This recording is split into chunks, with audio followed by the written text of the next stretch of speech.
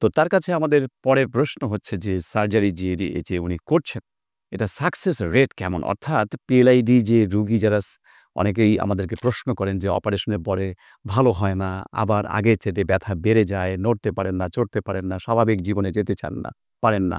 এটা কি আসলেই সত্য কিনা? এবং অপারেশনের সফলতার হার তার দৃষ্টিতে তার যে কেসগুলো করছেন সেটার হার কতটুকু? বা আমরা যদি ডাটা বলি যে বাংলাদেশের প্রেক্ষাপটে বা বিশ্বের প্রেক্ষাপটে সার্জারির সাকসেস রেট কত?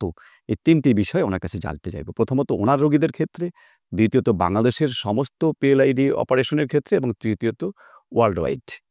ওনার কাছে জানতে চাইব যে সার্জারির সফলতার হার কত এবং ভবিষ্যতে অর্থাৎ আবার ব্যথা বেড়ে যাওয়ার বা আবার ব্যথা ফিরে আসার ঝুঁকি আছে কিনা?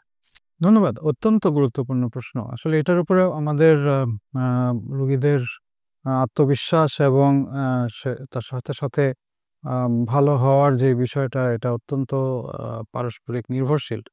আমাদের গত ১২ থেকে ১৫ বছরের অভিজ্ঞতা বলে আমার ক্ষেত্রে সাকসেস রেট 99.5% এরও বেশি। আলহামদুলিল্লাহ।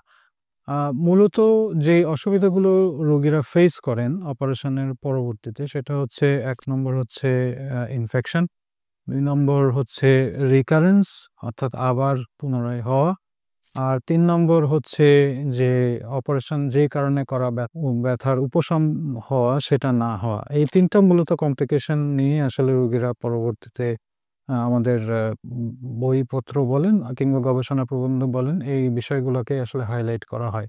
এখানে ১ নম্বর যে বিষয় ইনফেকশন, এই বিষয়টা নির্ভর করে আপনি কোথায় অপারেশন করলেন এবং অপারেশন করার সময় অপারেশন থিয়েটারের পরিবেশটা আমরা মেইনটেইন করতে পারলাম কিনা বা করা হলো কিনা সেটা একটা বড় বিষয়।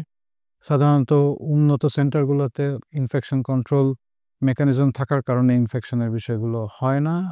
এটা হলো এক। দ্বিতীয় বিষয় হচ্ছে রোগীর নিজস্ব কিছু অসুবিধা, যেমন কেউ যদি সিগারেট স্মোকার হন, কেউ যদি ডায়াবেটিক পেশেন্ট হন, কিডনি পেশেন্ট হন, কিংবা যদি এরকম হয় যে তার ওজন অনেক বেশি, এসব ক্ষেত্রে আসলে এ ধরনের অপারেশনের ফেইলিউর একটা বড় বিষয় হয়ে দাঁড়ায়। দ্বিতীয় যে প্রশ্ন সেটা হচ্ছে যে আম এই অপারেশন করার পরে আবার হয় কিনা? হ্যাঁ, অপারেশন করার পরে আবার হতে পারে। আন্তর্জাতিক গবেষণা প্রবন্ধ অনুযায়ী এটা 0.3 to 0.7% বা কোনো ক্ষেত্রে 3% পর্যন্ত বলা হয়। আমাদের যদি আ আমাদের আমাদের রেকর্ড যদি আমরা দেখি, হ্যাঁ, এটাও less than 1%, মেবি 0.5% এর ক্ষেত্রে হয়তো আমরা বলব যে হ্যাঁ, হয়েছে। আ সেইটা কিন্তু আবার ম্যানেজেবল। আ আ এটা ভালো করা সম্ভব। আর তৃতীয় যে বিষয়টা সেটা হচ্ছে যে আম আমরা অপারেশন করার পরে রোগীরা তার পূর্ববর্তী কার্যক্রমে ফিরে যেতে পারেন কিনা? হ্যাঁ, আমরা বলি ODI স্কোর, অর্থাৎ হচ্ছে আপনি কতখানি ইমপ্রুভমেন্ট আগের তুলনায় হলেন। এটাও মোর দেন 97 to 99%। তো আপনি যে পূর্বাবস্থায় থাকেন সেটার অলমোস্ট নিয়ার টু 97% to 99% পর্যন্ত আপনি আসলে রিকভারি করতে পারেন বা করেন। এতে কোনো অসুবিধা হওয়ার কোনো কারণ নাই। এবং স্বাভাবিক কার্যক্রমেও আপনি ফেরত যেতে পারেন। সবকিছুই সম্ভব যদি আপনি প্রপার সার্জিক্যাল টেকনিকটা সিলেক্ট করতে পারেন বা সেভাবে যদি আপনি অপারেশন করেন।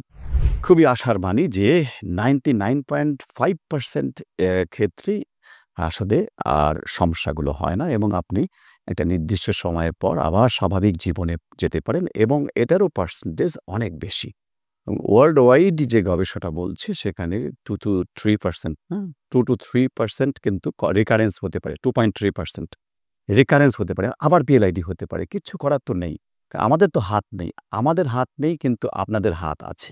যদি আপনারা অনিয়ম করেন, স্বাভাবিক মানে শরীরের ওজন যদি বৃদ্ধি করেন, যদি আপনারা ভুলভাবে ওজন তোলেন, আপনার পেশাগত সংশোধন যদি না করেন, সেক্ষেত্রে আপনার আবারও কিন্তু PLID হতে পারে এবং হয়তো সেটা একই লেভেলেও হতে পারে বা পরের লেভেলেও হতে পারে।